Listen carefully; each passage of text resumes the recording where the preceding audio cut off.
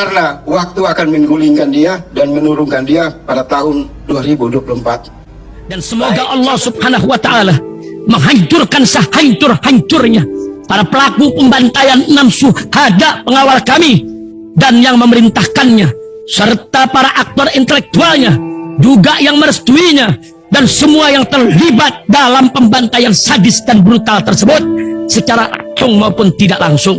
Allahumma dammirhum tadmira waqtulhum balada wala tughadir minhum ahada ya qawi ya matin ya muntaqim amin ya rabbal alamin.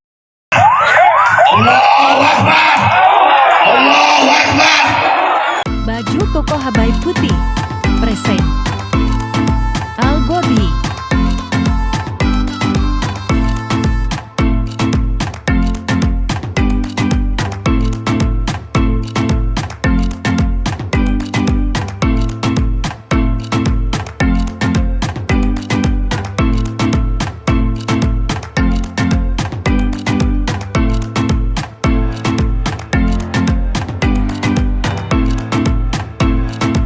Terima kasih Bang Karni.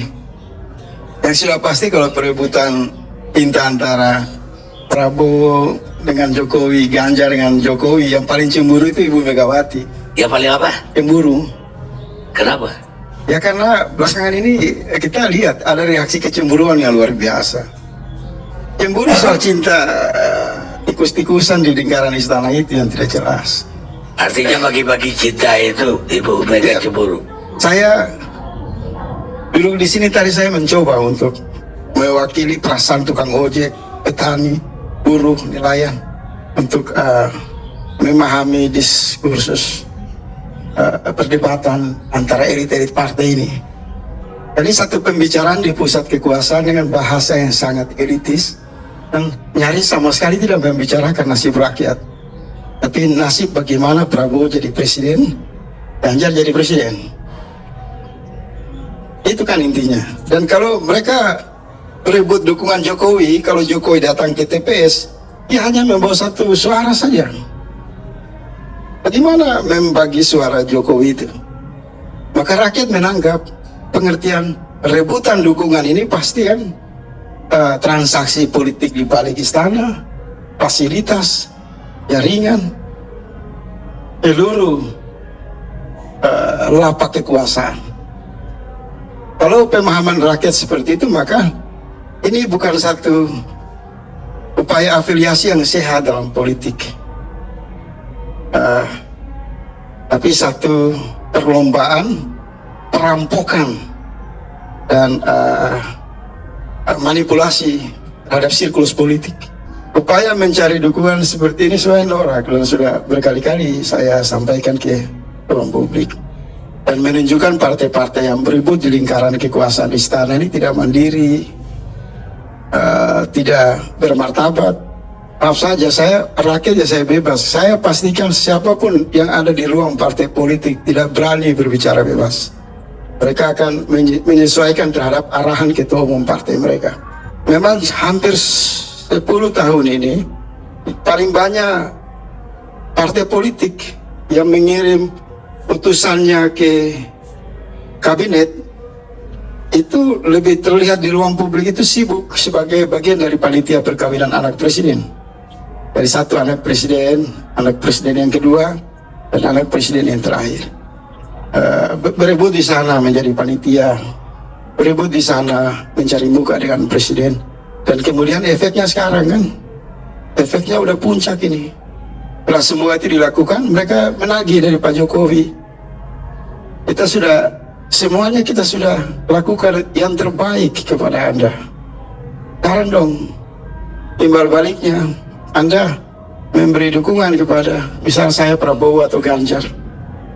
Tapi ada bahasa yang menarik dari beberapa politisi yang masih idealis mengatakan, apabila Jokowi secara terang-terangan berani memberikan dukungan kepada salah satu calon presiden, maka ini adalah pelanggaran konstitusi.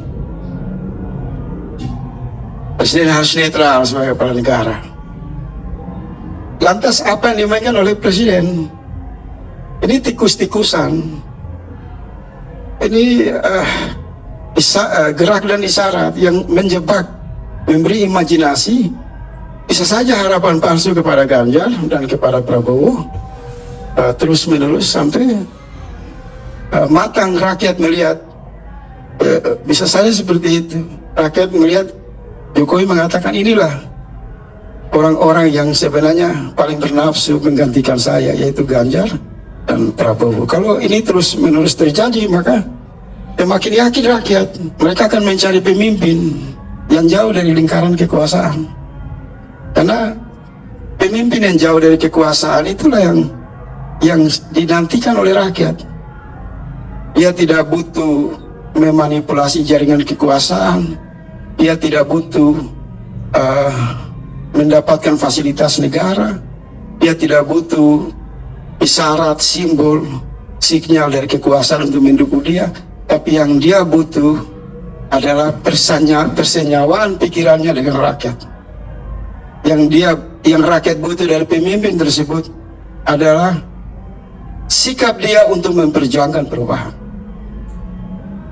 Maka sudah otomatis kalau kita melihat pada kondisi realitas jelang Pilpres, memang banyak forum sering menghadirkan perpaduan politik dengan perbincangan ngerumpi, perbincangan tidak visioner yang menghadirkan tarik-menarik Ganjar dan Prabowo.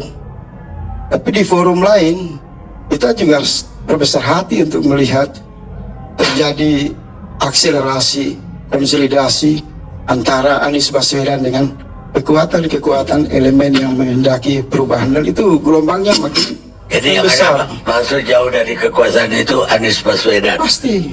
Itu realitas, bukan menurut saya. Semakin berebut Prabowo dengan Jokowi, Ganjar dengan Jokowi, maka di panggung yang paling sangat dilihat oleh rakyat itu Anies Baswedan. Di daerah-daerah terjadi gelombang dukungan yang luar biasa. Nah ini menurut saya, Ganjar Anies. kalau itu kan wacana, bisa saja kita bikin dalam bentuk apalah, Fahri Hamzah dengan Anies, Anies dengan Pak Kani Ilyas. Itu kan biasa saja. Rakyat nggak tertarik seperti itu. Tapi saya sedikit begini Pak Kani.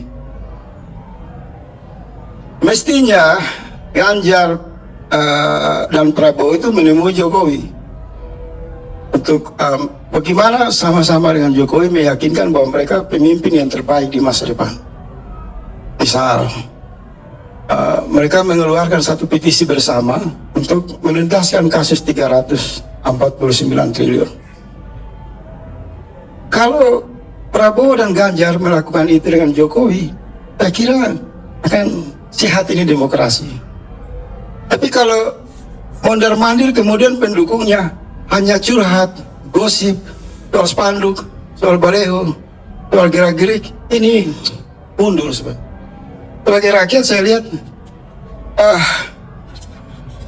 penakut dan pengecut. Anies terwakili oleh seorang rakyat. Pendukung-pendukungnya kan datang ke KPK. Rizal Ramli, Amin Rais, masuk di sini kan Faisal Asgaf.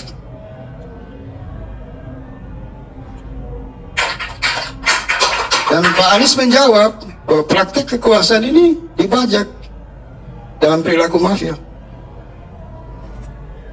Ini telanjang di ruang publik.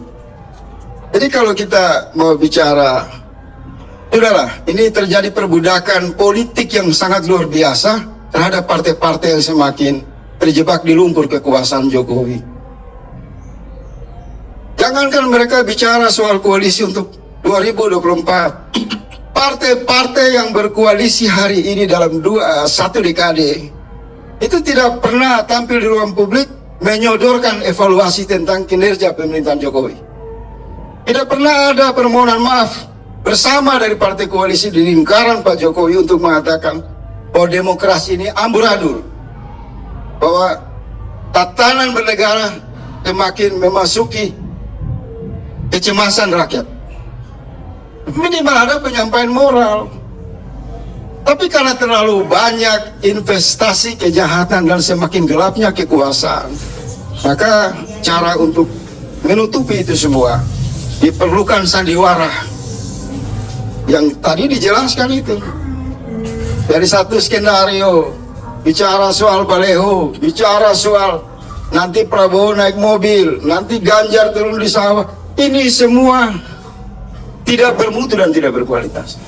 Dan kalau saya mau tanya semua di sini, ruangan sini, kalau kita mau bicara dengan hati nurani kita, sebenarnya bahasa-bahasa yang memuji Ganjar dan Prabowo itu hanya membunyikan kata-kata tanpa makna di ruang publik. Hanya dalam rangka menjaga perasaan, kepentingan ketua umum partai.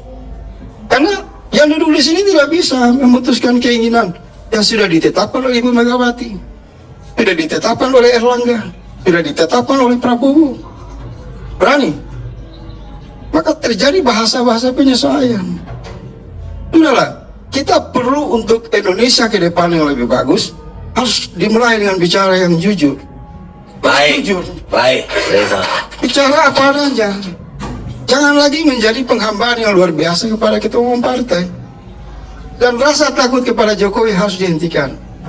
Karena waktu akan menggulingkan dia dan menurunkan dia pada tahun 2024. Baik, Catat itu. Dia sudah tidak menjadi sesuatu yang penting. cukup, Reza. Terima kasih. Bismillahirrahmanirrahim guys, sekarang ada babe rolen, babe roti molen. Roti ini dibuat yang pasti rasanya enak ya, ada 3 rasa. Nih, ada pisang keju, ada tape keju, ada pisang coklat.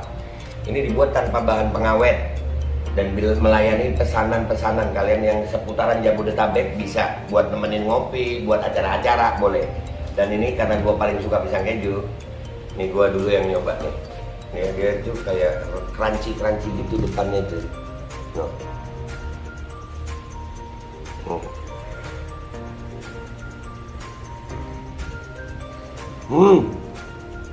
Tahu kerannya di depan nih, terus di dalamnya empuk. Ya Allah. Udah nggak usah lama-lama, lu kalau kepingin langsung pesen aja, itu ada nomor WA-nya, nanti gua kalau cantumin, ada juga IG-nya, langsung pesen, murah segini, cuman nanti dia tanya itu 35.000 kalau nggak salah, ya.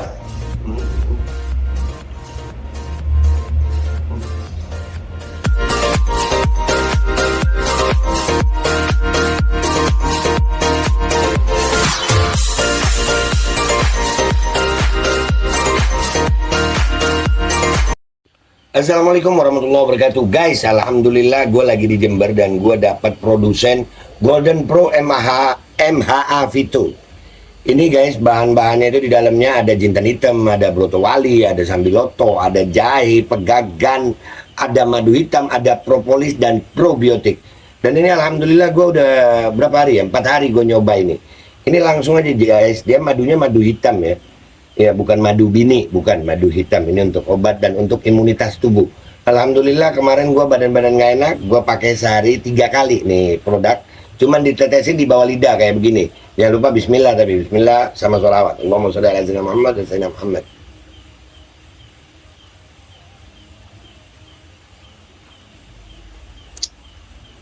Dah, begitu aja. Sehari 3 kali. Kalian langsung hubungi nomor yang tertera di bawah ini. Ini insya Allah bisa membuat badan kita tahan terhadap segala macam infeksi dari luar untuk imunitas tubuh. Dah gitu aja, langsung pesan ya. Ini nomornya.